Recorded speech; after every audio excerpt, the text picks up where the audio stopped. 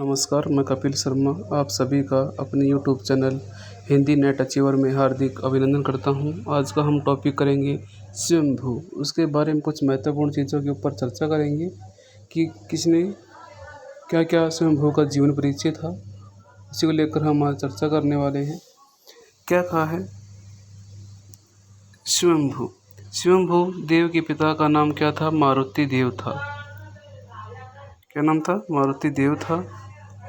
और माता का नाम पद्मिनी था। क्या था? पद्मिनी था।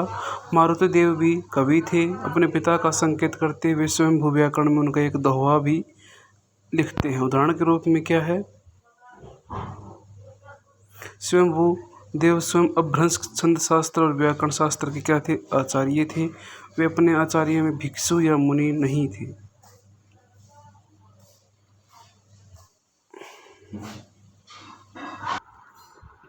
वे श्रेष्ठ उपासक थे।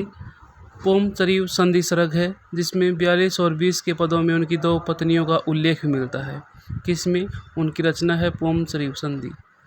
उसमें 42 और 20 के पदों के बीच में उनकी दो पत्नियों का उल्लेख हमें देखने को मिलता है। प्रथम का नाम क्या है? ऐचंबा, आदित्यंबा होता है। दूसरी नाम क्या है? सामिम्बा। ये दो पत्नियों का उनका नाम था और दूसरी का नाम सामिम्बा था। संभवतः उनकी और भी पत्नियां रही हों।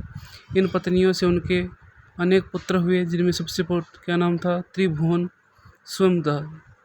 स्वयंभू था। ये त्रिभुवन स्वयंभू भी कवि थे। स्वयंभू ने अपने किसी पुत्र का उल्लेख नहीं किया किंतु त्रिभुवन को निर्विवाद रूप से उनका पुत्र माना जाता है। त्रिभुवन कवि होने के साथ ही बड़े विद्वान और व्याकरण थे। इन्होंने अपने पिता स्वयंभू देव की रचनाओं की सफलता के साथ पूर्ति की। यद्यपि यह पूर्ति पिता के अधूरे ग्रंथों की नहीं थी, तथापि जहाँ कहीं प्रसंग स्पष्ट नहीं हुए वहाँ उनकी स्पष्टता के लिए त्रिभुवन ने अनेक कड़कवक्कों और संधियों की रचना की। स्वयंभू देव 8वीं शताब्दी अविवाद रूप से अपभ्रंश के सर्वश्रेष्ठ कवि माने गए हैं। पोमचरिव ने स्वयंभू ने अपने आप को कविराज कहकर संबोधित किया। कौन कहते हैं? डॉक्टर हरिवल्लभ चुनीलाल कहते हैं। बयानी ने इन्हें अपभ्रंश का कालिदास और डॉक्टर राहुल सांकरतय ने इन्हें अपभ्रंश का वाल्मीकि कहा है। भारतीय संस्कृति के जाने माने राहुल सांकरतय ने अपभ्रंश भाषा के काव्यों को आदिकालीन हिंदी काव्य के अंतर्गत स्थान देते हुए कहा है, हमारे इसी युग में नहीं, हिंदी कविता के 5 युगों में जितने कवियों को हमने यहाँ संग्रहित किया, यह निसंकोच कहा जा सकता है कि उनमें स्वयंभू सबसे बड़े कवि थे। वस्तुतः वे भारत के 1 दर्जन अमीर कवियों में से एक थे। स्वयंभू देव महाकवि, कविराज, कविराज चक्रवर्ती आदि अनेक उपाधियों से सम्मानित थे। कौन? स्वयंभू देव। स्वयंभू ने अपभ्रंश में पोमचरिव लिखकर जहाँ रामकथा परंपरा को समृद्ध बनाया, वहीं इठेलने मिचरिव प्रबंध काव्य लिखकर कृष्ण काव्य की परंपरा को आगे बढ़ाया। प्रबंध काव्य के क्षेत्र में स्वयंभू अपभ्रंश के आदि कवि हैं। वे अपभ्रंश के राम कथात्मक काव्य के यदि वाल्मीकि हैं तो कृष्ण काव्य के क्या हैं? व्यास हैं। अपभ्रंश का कोई भी परवर्ती कवि ऐसा नहीं है जो स्वयंभू से प्रभावित न हुआ हो। स्वयंभू देव ने 4 ग्रंथों की रचना की है। पोमचरिव, पद्मचरित्र, जैन रामायण, इठनले मेमचरिव, अन्यष्टेमी चरित्र, हरिवंश पुराण, पंचमी चरिव, नागकुमार चरित्र, स्वयंभू छंद, पोमचरिव में राम कथा है। राम का एक पर्याय पद्मा भी है। अंत स्वयंभू ने पद्मचरित्र नाम दिया। कथा के अंत में राम को मुनिंद्र से उपदेश ग्रहण कर निर्वाण प्राप्त करते हुए दिखाया गया है। ऐसा करके कवि ने जैन धर्म की श्रेष्ठता सिद्ध करनी चाहिए है। पोमचरिव 5 कांड और 90 संधियों में विभाजित महाकाव्य है। विद्याधर कांड में 20, अयोध्या कांड में 22, सुंदरकांड में 14, युद्ध कांड में 21, उत्तरकांड में 13 संधियां हैं। संधियां कड़वकों में विभाजित है। ग्रंथ में कुल 1269 कड़वक हैं। कितने हैं? 1269 कड़वक हैं। पोमचरिव की 23वीं और 46वीं संधि के प्रारंभ में कवि ने पुनः मंगलाचरण लिखे हैं। पोमचरिव को स्वयंभू के पुत्र त्रिभुवन स्वयंभू ने पूर्णता प्रदान की, जिसकी 84 से 90 संधियां त्रिभुवन की रचना की है। रिठ्ठणले म्यूचरियु आकार की दृष्टि से ग्रंथ स्वयंभू के अन्य सभी ग्रंथों से विशाल है। इसमें 18,000 श्लोक और 120 संधियां हैं। इसमें आई कृष्ण तथा कौरव पांडव की कथा के कारण इसे रिठ्ठण्यु म्यूचरियु के नाम से विभाजित किया है। हरिवंश पुराण, भारत मिला पुराण आदि कई नाम मिलते हैं। रिठ्ठण्यु अणे म्यूचरियु को भी स्वयंभू के पुत्र त्रिभुवन ने पूर्ण किया। स्वयंभू छंद, इसमें 8 अध्याय हैं। भाई कितने अध्याय हैं? 8 अध्याय हैं। प्रत्येक अध्याय के अंत में स्वयंभू छंद शब्द मिलता है।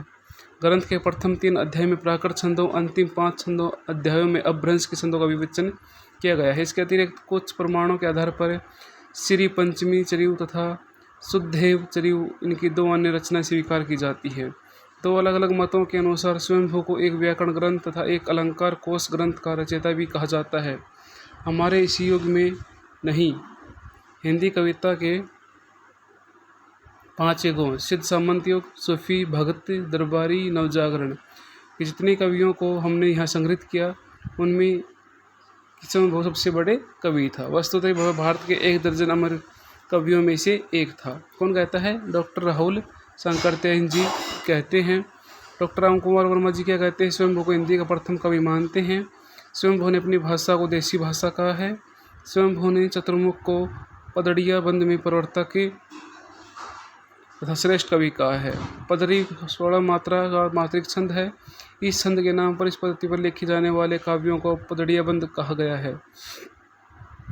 पोमचरियु प्रस्तावना, डॉक्टर हरिवल्लभ चुनीलाल बहनी हिंदी के जैन कवियों में सबसे पहला नाम स्वयंभूदेव का आता है।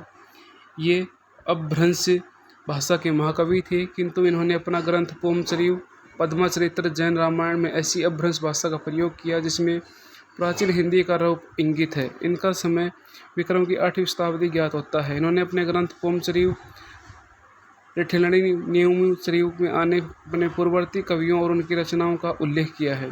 इन कवियों में एक रविशरणाचार्य हैं।